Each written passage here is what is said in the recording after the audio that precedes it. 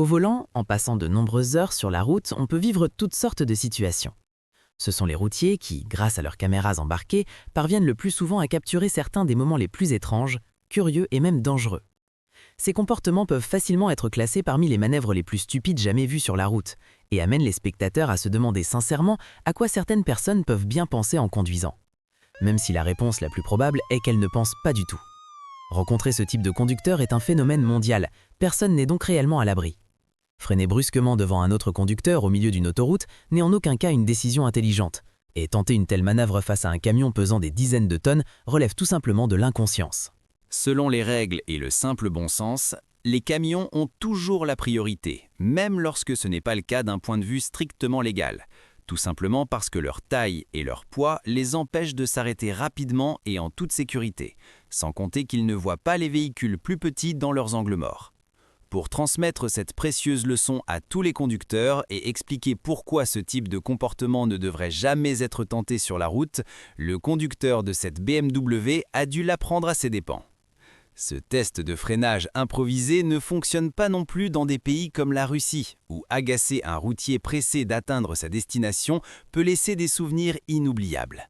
Le conducteur imprudent de cette Hyundai Solaris, feu de détresse allumé, bloque à plusieurs reprises le camion, zigzague, se rabat et freine en même temps afin de ralentir la progression du poids lourd.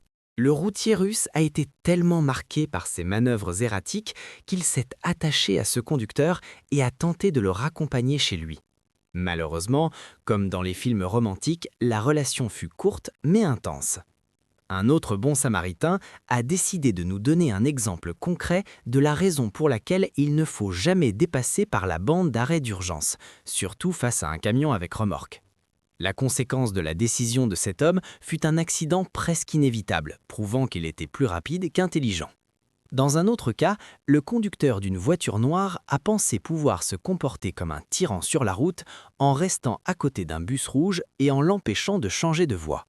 Ce qu'il n'avait pas prévu, c'est l'intervention d'autres routiers venus soutenir leurs collègues et mettre fin à son comportement agressif. Les lois de la circulation dans le monde entier ont pour but d'assurer la sécurité de tous les conducteurs et de prévenir les accidents. Cependant, il existe aussi des règles non écrites destinées à garantir une coexistence harmonieuse sur la route, et elles n'incluent certainement pas le fait de faire des gestes obscènes à un routier. Heureusement, dans ce cas précis, le plus touché n'a été que le véhicule. Bien souvent, les manœuvres sur la route sont réalisées dans un but précis, comme économiser du carburant. Toutefois, comme dans tous les aspects de la vie, les excès ne mènent jamais à rien de bon. Laisser un camion vous pousser jusqu'à votre destination n'est clairement pas conseillé. En réalité, ce n'est même pas autorisé par la loi. Mais lorsqu'il s'agit d'économiser un peu, on dirait que presque tout devient acceptable. Le routier qui a filmé cette scène doit certainement croire au karma. Bien qu'il soit relativement courant que certains conducteurs tentent de se faufiler dans les embouteillages en utilisant des voies inappropriées, le conducteur de cette voiture blanche est allé beaucoup trop loin, pensant pouvoir intimider le routier après s'être inséré dans la voie sans autorisation. En essayant d'empêcher ce véhicule de s'insérer, le routier a déclenché la colère du conducteur, qui a alors commencé à freiner dangereusement à plusieurs reprises, ralentissant le trajet du camion sur plusieurs kilomètres. En même temps, la patience du routier et la chance du conducteur irresponsable ont pris fin lorsque, un peu plus loin sur la route, une nouvelle manœuvre imprudente de la voiture blanche l'a laissé lourdement endommagé. C'est un accident de la route après lequel l'une des participantes, Kéla, se comporte de manière extrêmement émotionnelle et agressive, refuse de coopérer avec la police et de fournir son assurance. La voiture... Oh mon Dieu, pourquoi éloignez-vous de moi, madame? Qui est impliquée dans l'accident? D'après ce que j'ai compris, c'est elle. Elle lui est rentrée dedans parce qu'il était arrêté à un feu qui était vert. Et ensuite, J'essaye de lui parler. Allongez-la simplement, officier. Je dois y aller. Vous ne pouvez pas partir pour l'instant. Ne partez pas. Je suis en plein travail. J'ai de la nourriture dans ma voiture. J'ai de la nourriture dans ma voiture. J'ai de la nourriture dans ma voiture. Vous devez vous calmer. Ma voiture, restez ici, chérie. Vous devez venir ici. Vous pouvez partir. Alors, que s'est-il passé? Le feu est passé au vert, il y avait une voiture devant moi, et tout à coup, j'ai été percutée par l'arrière. D'accord. Ensuite, je me suis rangée ici. Très bien, vos informations? Ok, je suis devant P-Safe. Kayla, que s'est-il passé ici? Ces flics me font vraiment chier, bordel. Kayla, tu ne vas nulle part. Tu ne vas nulle part. Non, d'accord. Kayla, tu es en train de... Pourquoi tu t'enfuis? Il ne roulait pas, le feu était vert. Il y a eu un accident. Pourquoi tu cries? Pourquoi tu paniques? Parce que je suis en train de travailler, d'accord? Eh bien, tu ne pars nulle part. Je ne pars nulle part. Je suis ici. Je ne pars nulle part. Tu dois venir ici tout de suite. Ces flics, ils me coincent dans un coin. Nous essayons de recueillir les informations pour pouvoir te laisser partir d'ici. Je suis devant Pi. Ok. Kay, ma voiture. Kayla, ma voiture. J'ai besoin de la démarrer. J'ai besoin de... Tu ne vas pas démarrer la voiture. Non, non, non, non, tu ne pars pas. Je ne... S'il vous plaît. D'accord. Désolé, désolé, désolé. S'il vous plaît, viens ici. S'il vous plaît, les flics essayent de m'arrêter. Nous ne sommes pas là pour t'arrêter, Kayla. Est-ce qu'on peut s'asseoir ici, s'il vous plaît? S'il vous plaît. Non, Kayla, viens ici maintenant, s'il vous plaît. Nous devons simplement mener une enquête sur l'accident. D'accord, viens. Non, ça peut être réglé très... Il m'arrête. Je n'ai rien fait. Je n'ai rien fait. Sortez de la chaussée. Sortez de la route. Je n'ai rien fait. Ma vie est finie. D'accord, juste les informations et vous pourrez partir d'ici. Kayla, nous devons mener l'enquête sur l'accident. 911, vous pouvez... Non, Kayla. Oh non, calme-toi. Oh non, s'il vous plaît. Pouvez-vous vérifier si elle démarre pour moi, s'il vous plaît?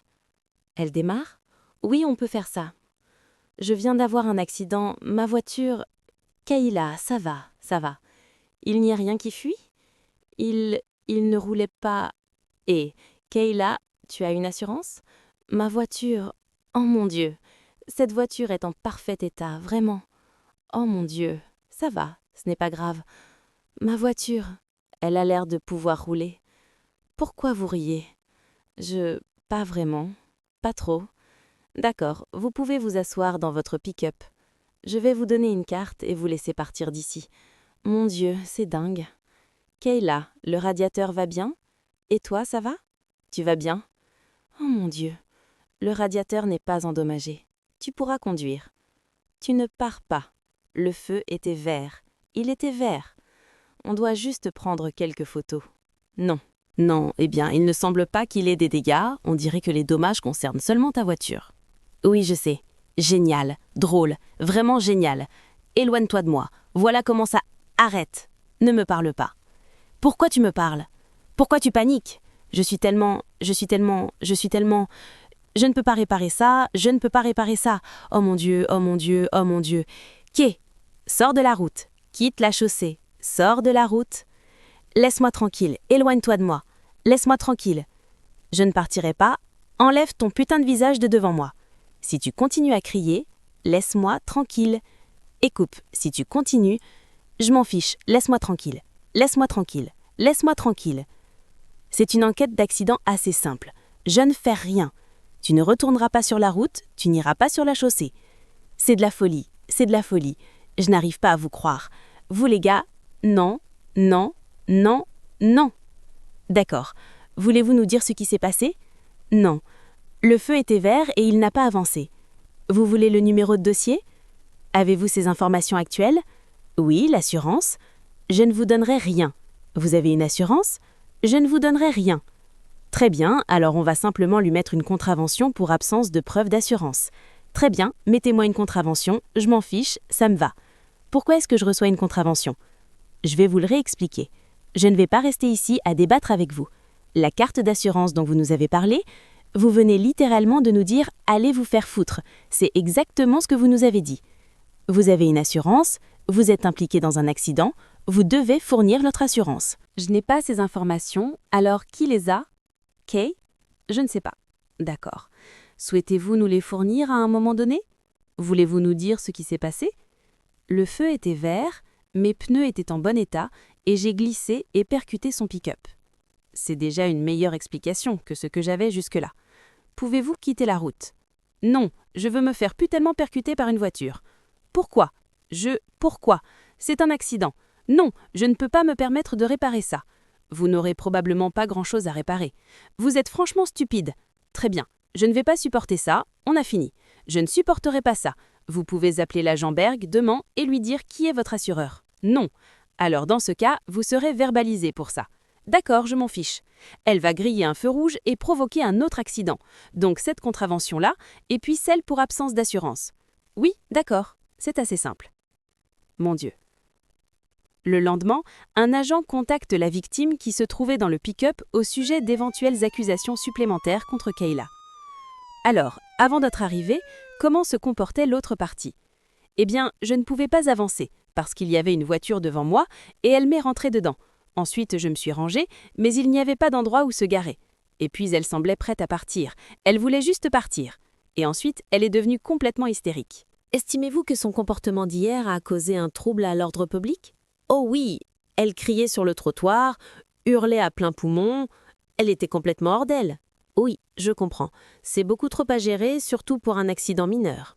Oui, un accident mineur. Il semblait qu'il n'y avait que quelques éraflures de peinture, mais il ne semblait pas y avoir de dégâts importants sur votre véhicule.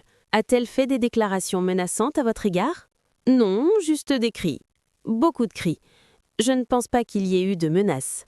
D'accord, parce qu'en fin de compte, son comportement hier était totalement inacceptable. Nous en avons beaucoup discuté. Oui, c'était en fin de journée et en fin de service, mais malgré tout, c'était absolument inadmissible de sa part. Je vais donc l'inculper pour trouble à l'ordre public.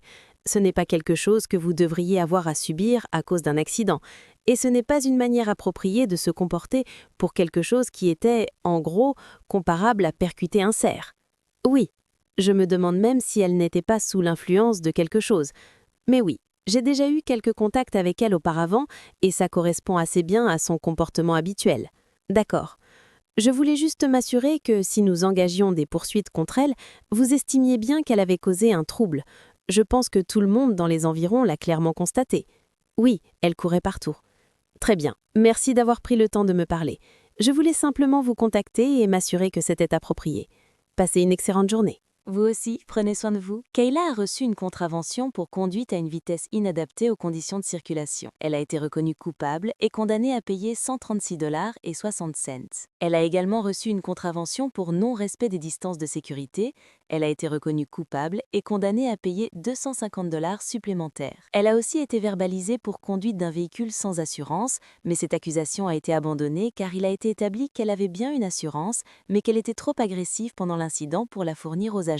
Enfin, elle a ensuite été inculpée pour trouble à l'ordre public, dont le statut est inconnu. Elle est présumée innocente jusqu'à ce que sa culpabilité soit établie par un tribunal. Le routier qui a filmé cette scène doit certainement croire au karma. Bien qu'il soit relativement courant que certains conducteurs tentent de se faufiler dans les embouteillages en utilisant des voies inappropriées, le conducteur de cette voiture blanche est allé beaucoup trop loin, pensant pouvoir intimider le routier après s'être inséré dans la voie sans autorisation. En essayant d'empêcher ce véhicule de s'insérer, le routier a déclenché la colère du conducteur, qui a alors commencé à freiner dangereusement à plusieurs reprises, ralentissant le trajet du camion sur plusieurs kilomètres. En même temps, la patience du routier et la chance du conducteur irresponsable ont pris fin lorsque, un peu plus loin sur la route, une nouvelle manœuvre imprudente de la voiture blanche l'a laissé lourdement endommagé. L'agent Mozik reçoit un appel urgent. Un policier en civil a été abattu dans une station-service voisine.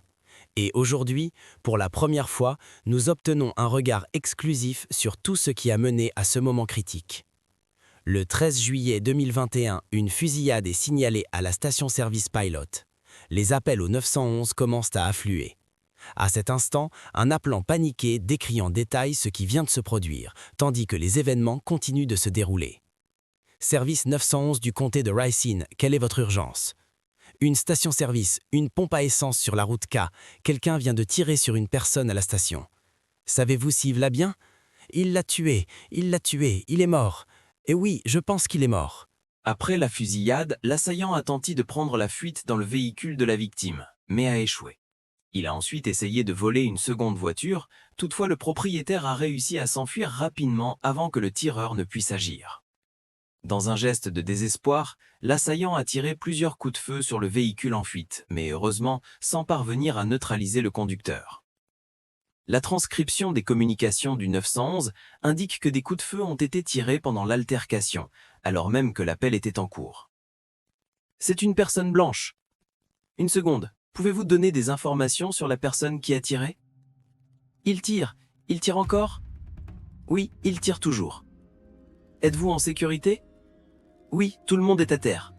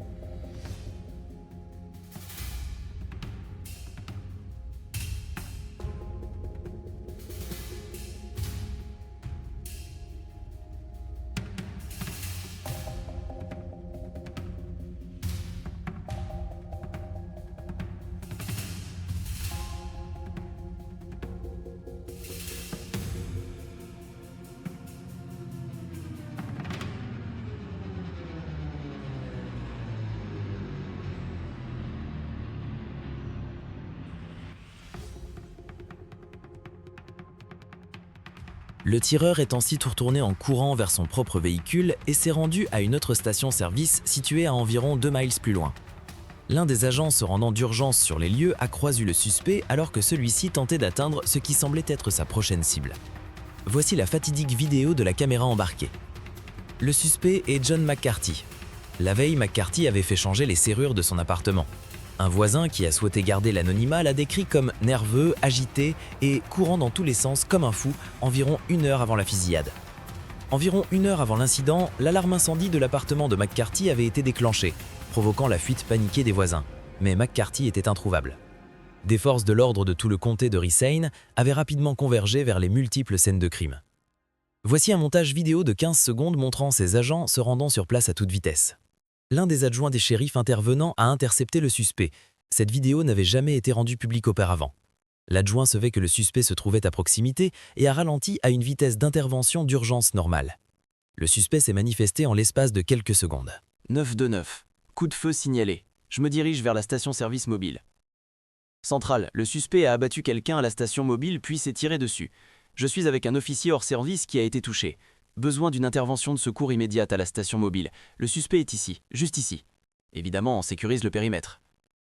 Vous allez bien, monsieur? Tenez bon, nous arrivons. Le véhicule est sécurisé, Je m'approche. Ne bougez pas.